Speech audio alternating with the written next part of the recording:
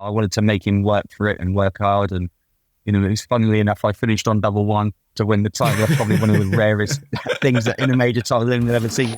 This is the official Leeds United podcast. I'm very, very pleased to welcome to the show a huge Leeds United fan and one of the biggest names in the world of darts right now. It is Luke Humphries. How are you, my friend? Very well, thank you. How are you? I'm doing wonderfully, mate. It's a real pleasure to have you on the show. Obviously, we're used to having players, but me not being a player myself, it's always nice to have someone who is just a fan of the club come on and talk about, their history with Leeds United and supporting the team, but also to have one on as well decorated as yourself. I mean, what have we got? The World Grand Prix, the Grand Slam, and the Players' Championships final winner. All in the space of a pretty short amount of time. Hey, Luke, what is it like? Was it like 49 days or something between the first title and the third? I mean, I've had a great year this year, and then obviously the thing that was missing from my career as a darts player was winning my first major title. Right. I went on and did that in pretty good fashion. And then, 49 days later, I had another two. And I've been a professional dart player for 6 years. So, it was only my second, when I won my first, it was only my second ever major final. Wow. And now I'm sat here, I was 49 days later and I've done another three. And what do you attribute that kind of, not rapid success. 6 years you've grafted and whatever, but I mean, from winning that first one, is it a psychological thing just to get over that line and finally win it? Or like, what do you think you can put that down to, winning so many in such a short succession? Obviously hard work over the last 6 years. I've gradually seen myself get better and better. The last 2 years have definitely shown that the capabilities I had. A lot of people have been touting me, he's a major champion in the making. And, I was getting very close, making semi-finals and just not getting into that final, giving myself a chance to win. And then I finally given myself a chance again, to get into a winning scenario. And I played Gerwen Price, and obviously, he was playing the best darts in the world at the time. And then all of a sudden, that win just propelled me to win more. And I think it gives you the confidence, it gives you that ability to believe you can win. Once you win that first time, I think you have that sense of believing you can win. And that's a dangerous thing to have in someone like me, because obviously I'm a very heavy scorer, good on the doubles. So when I've got that confidence in me, it just proves that you can keep on winning like that. So obviously the hard work over the last few years has definitely attributed, but I think that first win was really crucial, and it's allowed me to open the floodgates for a lot more titles. We were talking about you because we knew we were hoping to get you on the show. So Bridgie and I were actually talking about you last week, and we were talking about individual sports. Bridgie's a keen golfer. I am also a golfer, but not a good one. But we were talking about, particularly with individual sports, that, and I kind of wanted to ask if you'd agree with this, really, is that you feel like at a certain level, in the top 10, top 20, everyone's kind of there and thereabouts, a similar kind of level of ability. But that psychological element, you're on a stage, you've got, 10, 20,000 people watching, rowdy, and it's just the spotlight's on you. You've got the dartboard in front of you, and it's like, who can deal with that pressure more than the other guy? Is that kind of how it feels when you're up there? Honestly, I'd say you're 100% right, Ian Ridley. I think there is not a lot between, the top 20 players in the world in most individual sports. It's more to do with that. Who's got that psychological advantage in the pressure moments? Obviously it's hard sometimes when you're going for doubles, or you need a shot out to keep yourself in the game or to win the game. It all comes down to a bit of bowl. And sometimes it's not that you haven't got it. It's sometimes you just need a good few experiences, a good experience where you've done something good. It stays in your memory. And then when that scenario arises again, you feel like, well, I've done this before. I can do it again. But for me, over my career, I've had quite a lot of good experiences. Right. So, I think that does contribute to, a lot of my success over the last 2 months. And yeah, I do believe that, like you said, the top 20 in any individual sport is very, very close. There's not much in between it. And also I think a lot to do with consistency. Yeah. As well. I think the top players are much more consistent at a higher level than the people below you. But of course, that anybody below, all it needs for them to take is an extra 5% in their game to increase, and then they'll join you at the top. So yeah, it's all very close. There's not a big disadvantage between the top 20. And it's not something you can train, is it? I mean, we talk about with I just highlighted the chat we've got with Jorginho Rute coming through in a couple of weeks, and he talks a lot about his confidence, which is really, really interesting, actually. He talks about how he was lacking it. And similar to what you just said, it took instances of positivity, good things happening, good experiences that eventually he could slowly, claw his way back. But it's not something you can really. I mean, you can't train for 14,000 people screaming and shouting when you're throwing a dart, can you? I mean, is there something you do? Do you meditate? Do you have a sports psychologist? Is there something you can maybe do a little of to try and help the mental aspect of it? Obviously, when he first joined us, he didn't get that confidence. He wasn't, getting full games, and he wasn't getting assists and scoring, and he wasn't having them great memories. Whereas the start of this season, he started off to a flyer. Now he's full of confidence, and we're seeing in his performances while the assists he's creating, the important goals he scored. That's just going to carry him forward now for the rest of the season. So, like I said, that confidence it does really help. And obviously, when the crowds can be quite loud and they can be, sometimes not off-putting, but sometimes they can distract you. But I think top players are more mentally strong and they're able to deal with the crowds more. A lot of people ask me, do you know what the crowd is singing? They're chanting. Not really, because I like to stay fully focused on what I'm doing, right. And not try and play into the crowd too much, because if you know what's going on around you, then you're not focusing on the dartboard. So I think it is hard, and it is hard to focus sometimes. But I think that's something I keep out of my game that I've obviously really introduced into a good way in the last couple of years. The crowd can be almost a double-edged sword at times as well. I mean, you can utilize them to a degree, but then they can always turn, can't they? And it can go the opposite way, can't it? Usually they're on my side, but if you get in a big lead and they want to stay there for longer, they're going to want the other person to start coming back again. So they want you to start missing a few doubles, right. The other person getting a few legs back, because they want to be there as long as possible. Yeah. They want to see really tight games. Obviously if you're getting in a big advantage and a big lead, it's not good fun for them. They want to see close, hard fought games, and so if you're in a big lead, they do sometimes come against you, but that's just the way it is. Well, I mean, talking about tight, close games, I mean, we'll get on to Leeds United after this, but I just, from a personal perspective, want to ask, like, the final, the Players' Championship with MVG, I mean, you were, what was it, 9-5 down, was it? Is that right? Was it? And you're also, you've been on the wrong end of a 9-darter. Like, what? I mean, what's going through your head at this point? I mean, do you genuinely have a never say die attitude, or are you like, bloody hell, this is hard work? This, when you play Michael, arguably one of the greatest players of the sport, in a major final, it's really tough, because he'd been a bit up and down throughout the tournament. I'd been pretty consistent. I played really well, right? And he seemed to be on. He seemed to be on it in that final. I was playing all right, but I just felt a bit flat and a bit tired. And when I went after the break at 9-6, I just thought to myself, just one last push. I've got a couple of weeks off now. I was feeling really tired. One last push, go out there and show what you're capable of. This if you win this game, this will show a lot of grit and determination. And obviously, when I come out from the break, I was hitting big finishes, 1/8 were flying, and I put him under pressure. Yeah. And when you put someone under pressure when they're in such an enhanced winning margin, they're on the line of winning the tournament. You put them under pressure, they can not fold, but they can falter, and I made him falter, and that's saying something from against one of the best players that's ever been. And it was always my dream to beat Michael in a final, because I wasn't around when Phil Taylor was in his peak. I wasn't that professional then, but obviously the next best thing for me was to beat Michael in a final. And arguably, a lot of people have been saying I'm the best player in the world this year. And Michael said in one of his interviews, no, I don't believe that he's got to beat me yet, and then I beat him as well. It was a nice feeling. That's amazing. I mean, I guess it's kind of like that Rocky thing a little bit, isn't it? That he's doing all this great stuff, the 9-darter, he's 2-3 legs away, whatever, but he just can't shake you off. I mean, that must be quite mentally draining, that, when you just can't shake someone off. Is it about like just staying with them? I've had that experience of playing against people. There is a few good players in darts that it just won't go away. Yeah. You can be on top form and they just won't go away. They'll keep battering, they won't give it.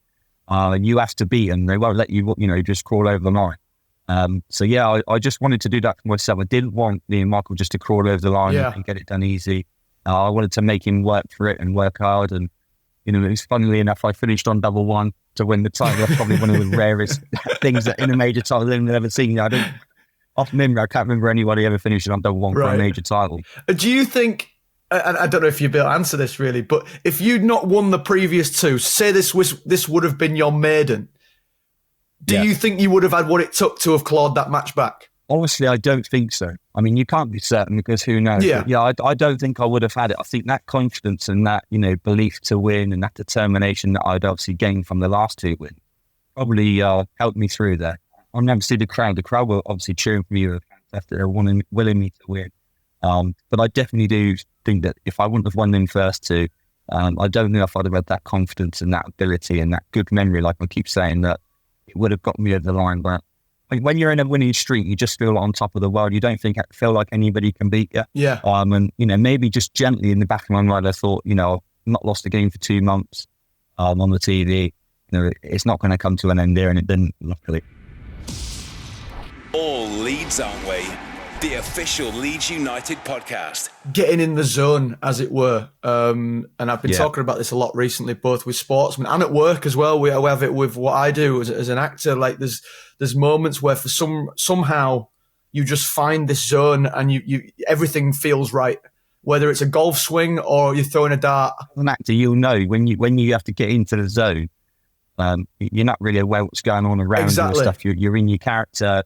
And you're in that zone, and it's a bit like sport. You get into that zone, and whatever's going on around you, you're not quite 100% because you're focusing on what you're doing. I mean, you must be in a pretty great spot now.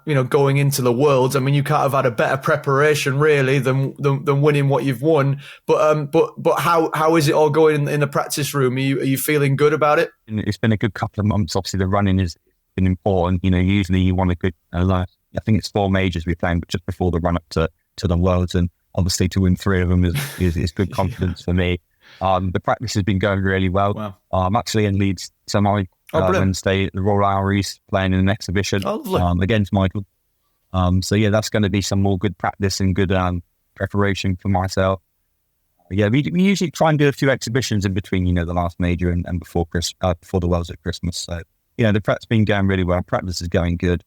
It's going to be really, really tough, this World Championships. I think a lot of people are going to want to beat me in, make a name for themselves. But I'm feeling quietly confident that I can be world champion. But it's going to be really, really tough. Well, everyone in Leeds and not just Leeds. I mean, all over the country, everyone's going to be so excited to watching you play in the Worlds. I wish you so much luck for it. But I'm looking forward to it, mate. It's going to be. I don't know if you're going to need luck, mate, the way you play it, honestly.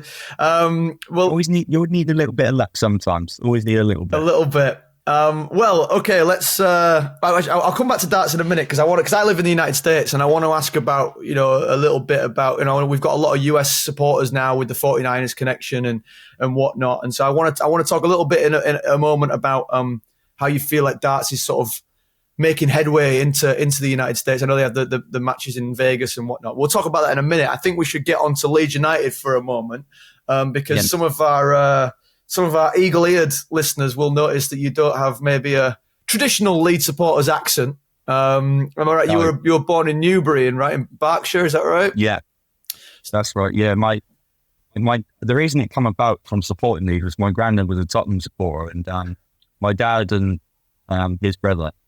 They didn't have a team yet. I think there must have been about 7 or 8. And it was a 1972 FA Cup final, Leeds versus Arsenal. My uncle, which is my dad's brother, he got the first pick and he picked Arsenal. My dad obviously got left with Leeds. And then we won that FA Cup final, 1-0. So it was a funny way how it come about, how we become Leeds fans. And he's brought you up with it. Is it true? I don't know that Luke is Leeds United Kings of Europe. Is that true? It is true, yeah. I was named after the club. That is incredible. I think you're probably the first person we've had on the show named after Leeds United. I had no choice. I was going to be called Liam, and then my dad see it on the news that someone had called their son Luke after Leeds United Kings of Europe. He won the Intercity Fairs Cup. Right. And obviously everyone's seeing Leeds United are the Kings of Europe. And he named his son that in the 80s. My dad see it on the news, and I was going to be Liam, and then ended up changing to Leeds United Kings of Europe. That is absolutely quite funny. Superb. That is brilliant. So, I mean, do you still live down there in Berkshire? Oh, I live in Cheshire now. I live in Crewe. Oh, okay. Yeah, so I moved. Obviously, I met my partner. She was from Cheshire.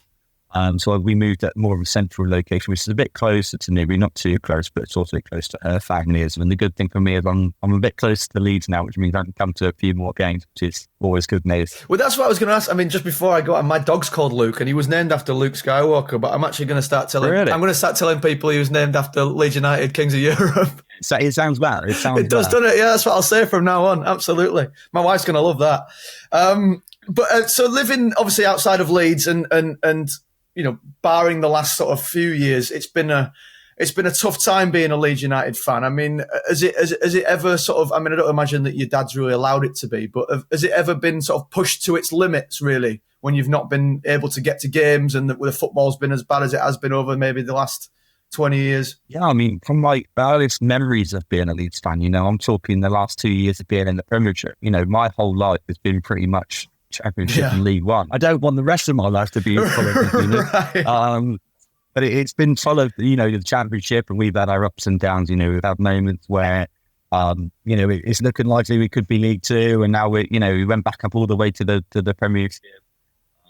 You know, sitting in the Championship, I don't think we deserve to be there. I think we're a Premiership team, and I think most fans would want us to be in there. Yeah, you know, Leeds fans are the greatest. They put on such a great atmosphere at the road. You know, obviously, I don't get to go as much as I want to the last sort of 5 years because I play nearly every weekend, and obviously football's on the weekend. And you must be touring everywhere, all over the.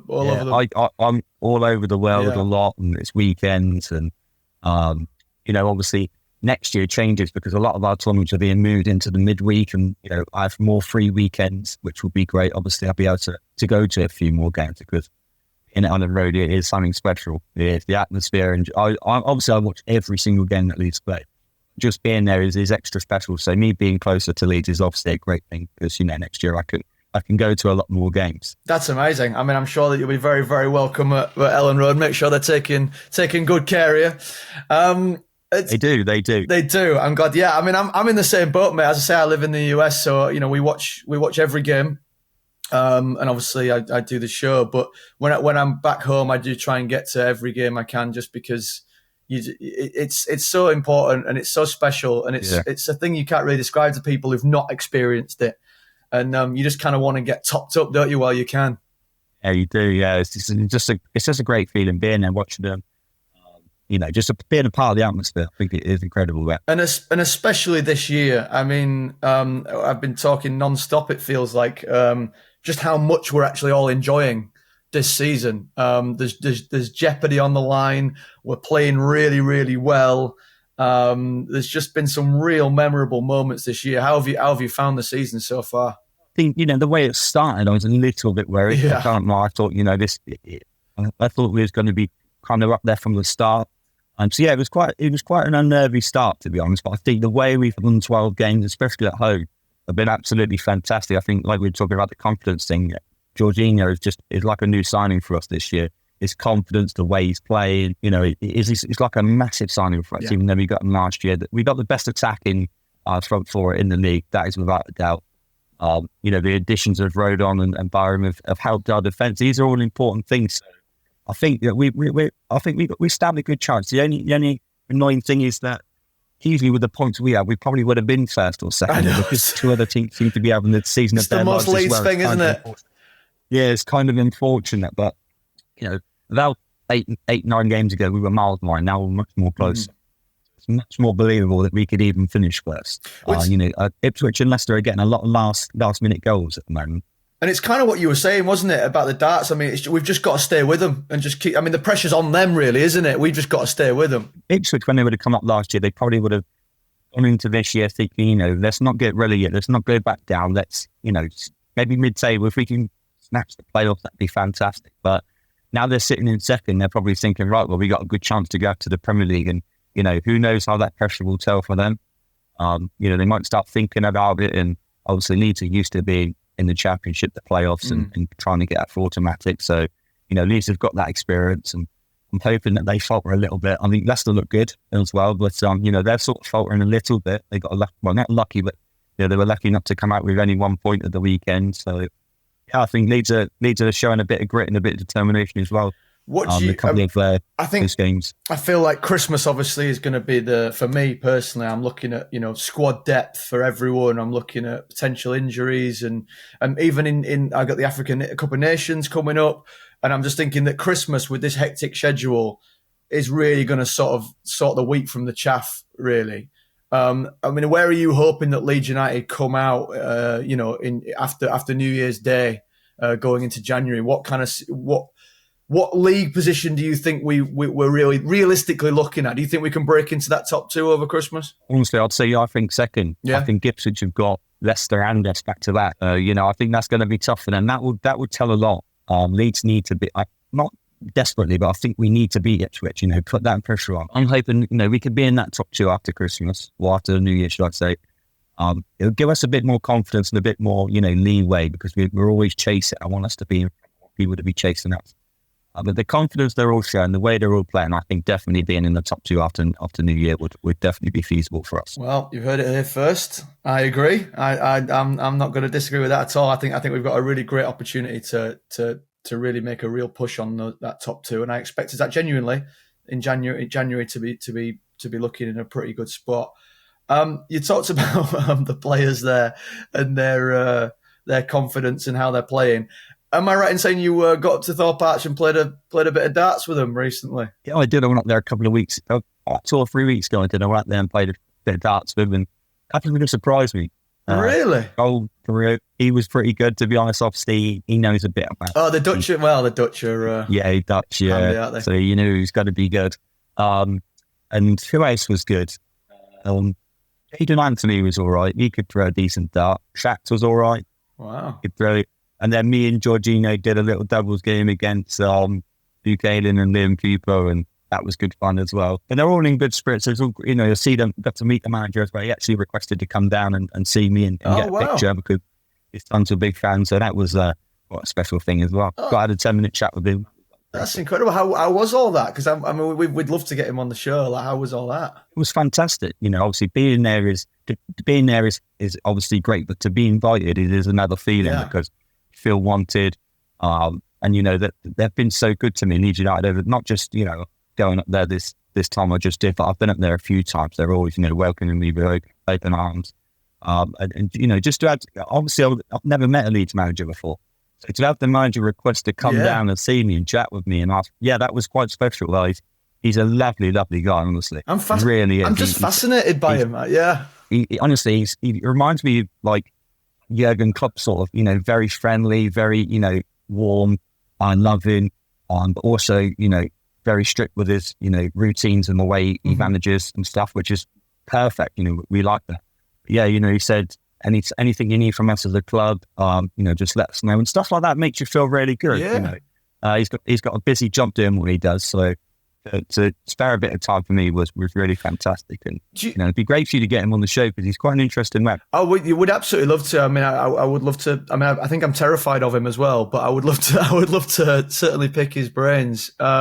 Is it so? He's a big darts man. Is he like darts? He does like darts. His sons are big fans. Right. Of darts. Okay. Brilliant. Germany is quite massive for darts. It's probably second to the UK. Wow. But, any German probably know about darts. Yeah. It's quite bigger. It's second to football. It's not second to football in the UK, but it's second to football in Germany. Darts is the second biggest sport. So incredible. His sons are big fans, and I think that's why he came down and wanted to get a photo to send to them. Oh, amazing. Do you feel like, obviously you've been a Leeds fan for a long, long time, and do you feel like there's been a real great embrace of the community in recent years? I feel like, obviously probably started with Marcelo around that time, but I just feel like the club is really embracing the fans and the community and the city in a way that maybe got a little neglected over the years. I feel like we all feel very, very together right now, if that makes sense. I do agree. I think over the last sort of 5 years, like ever since Marcelo Bielsa come and joined the club, I feel like everybody just wants to, join together and, support everyone, and it's fantastic. Obviously, I'm not sure if it would have been like, because we've been in the Championship for so long, that maybe Leeds fans would get a little bit more disappointed that we were in there for so long, and not give up, but you sort of feel like, oh, we need something special to happen. And then soon as Bielsa come in, all of a sudden we have this unity of the fans, the club, the players. So yeah, I think we have a lot to thank for Bielsa, because he really did change our club around. I think got us believing in football again, got us the fans enjoying our football again, because we did go for a little lull period where, I'll be honest, it wasn't great watching us. No, it was becoming a draw. Yeah. So yeah, I do agree with you. The last 5 years have definitely brought this club into more of a unity, and like I said, Bielsa is definitely someone to thank. Listening on together. Well, I'm going to ask a slightly selfish question, because, as I say, being in the United States, my friends and I have the Orlando Whites supporters club, and we very frequently after Leeds games we go and play darts. And in the pub that we're in, we have a proper dartboard, steel tips. But then, as often in America, it's a lot of the old plastic electric things. Yeah. And they're wildly popular. I mean, every bar seems to have them, and everyone plays them. But how do you feel like the game itself on a professional level, how do you think that's growing into the United States? I mean, there's a lot of people that, over the whole of the United States, there's a lot of people that play darts. Probably more than the UK, right. Which sounds crazy. Obviously, the population's bigger. I don't think the interest is in there at like a professional level, like watching darts on TV. Mm-hmm. I think a lot of people just see it as in America as a pub game. Right. You go into the pub, have a beer, have a game of darts. And a lot of people don't realise it's actually a proper, fully fledged professional sport. I think that's changing. Obviously, I was in New York in June, and we sold out the MSG. The Hulu Theatre one, and the crowd was fantastic. The best I'd ever seen it in America. So, it's definitely changed. It's definitely getting better.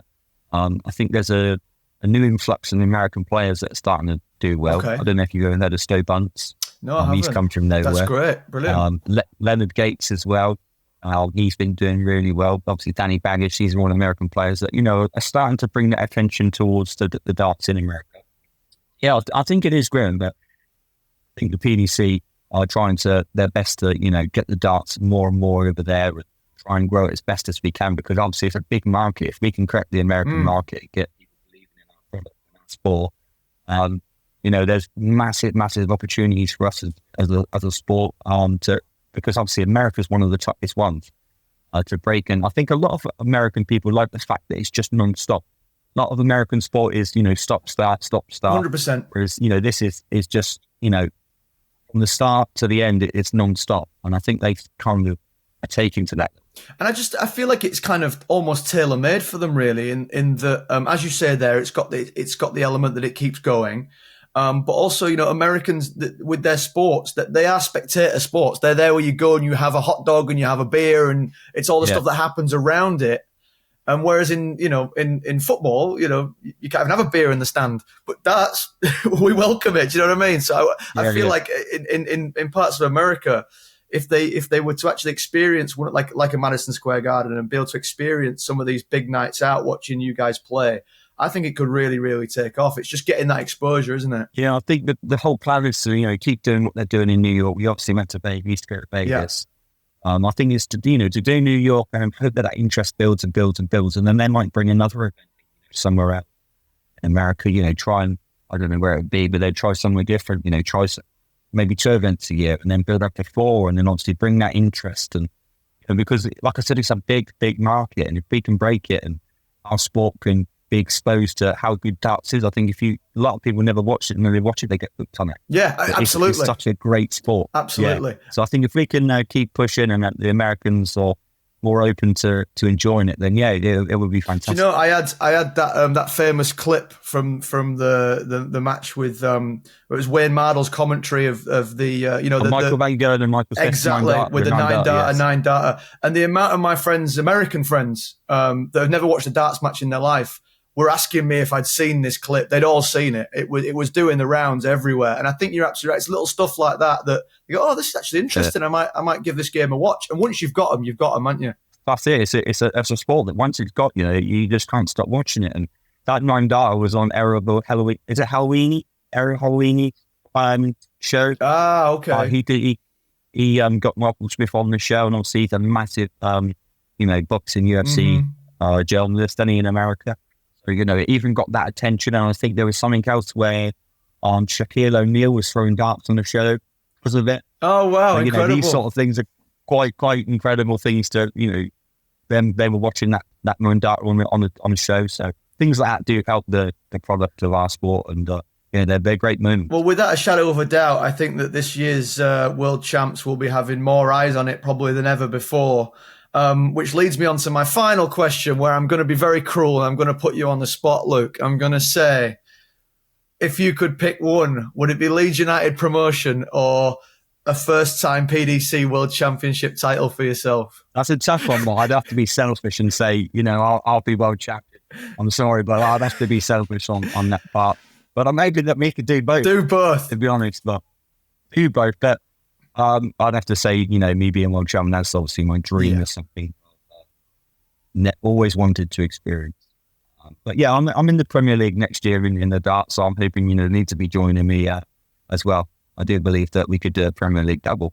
I mean, that would be absolutely incredible. Am I right in saying that you were hoping to do like a Leeds United walk-in, but it's not quite working out? No, I've not asked yet. Obviously, when I play in the Leeds arena on middle of May, it's 5 days after the season finishes. As long as we're not in the playoffs, I think a lot of the lads have said that they're going to come down and be there. Obviously, if they're in the playoffs, they'll still have to focus on Sure. But Luke Humphries said he can't come because he'll be in Vegas, so unfortunately he won't be there. But a couple of them said they're going to come, so that would be fantastic. Well, I tell you what, I'm actually over in May, so maybe I'll see if I can. Yes, you'll have to come as well. I'll see if I can pop down myself. That would be absolutely unreal. Honestly, have you ever been to the darts before? Have you ever been to a UK venue? Yeah, mate, I've been to Ali Pali a bunch of times. I used to go every year to the match play at Blackpool. Did you? Yeah, I was going there back when I was like 17, 18, 19. I used to go there every year with some friends from school. And I've done Leeds Arena as well for Premier League. So you've done a lot then. You've done all the most important moves. That's right. Yeah. But I've not seen yourself play. So yes, that's your next goal. You got to go watch me play. Absolutely, 100%. It would be a real pleasure. As has been this entire episode, Luke. Thank you so much for joining us on the show today. And I hope it's been enjoyable for yourself, and I hope that Leeds United can get you that promotion that we want desperately. Appreciate it. Thank you for having me on the show as well. I've really enjoyed myself. Great chatting to you. That's awesome, Luke. Thanks again, mate. Really appreciate it. This is the official Leeds United podcast.